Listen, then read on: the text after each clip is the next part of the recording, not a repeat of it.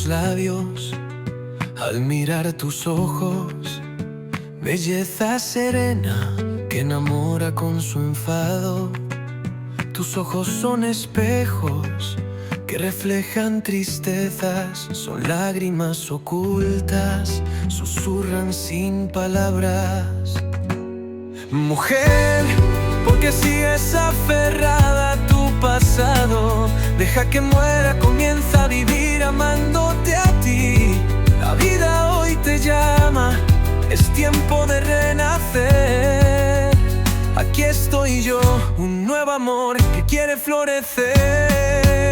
Sé que reniegas el riesgo de volver a sufrir por un amor, y en mis brazos hallarás un abrigo.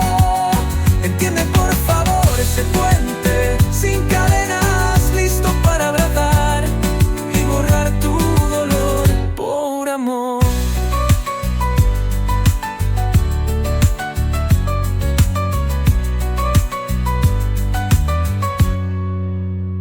Déjame ser la música que borre tu adicción. Te ofrezco estar a tu lado más allá del dolor. Y ya no será andar solo, hablando sin hablar. Pensamientos que te atrapan como sombras. Hoy te quiero liberar de esos hilos de acero que te tiene prisionera en un mundo de domolo. Hoy te veo sencilla, tranquila, buscando un hogar. Nuestra historia puede ser luz entre las sombras. Sufrimiento y dolor es un poema en una canción que nace en mi corazón. Me desgarran todas tus heridas, pero florece la razón. Entre el amor y dolor bailaremos hoy un vals lleno de esperanzas. Así se vive la vida, entre el amor y el sufrimiento. Navegaremos los sentimientos en este mar incierto, porque el pasado no existe más.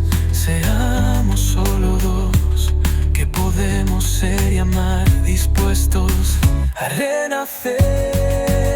Déjame ser la música que borre tu adicción. Te ofrezco estar a tu lado más allá del dolor. Y ya no será andar solo, hablando sin hablar.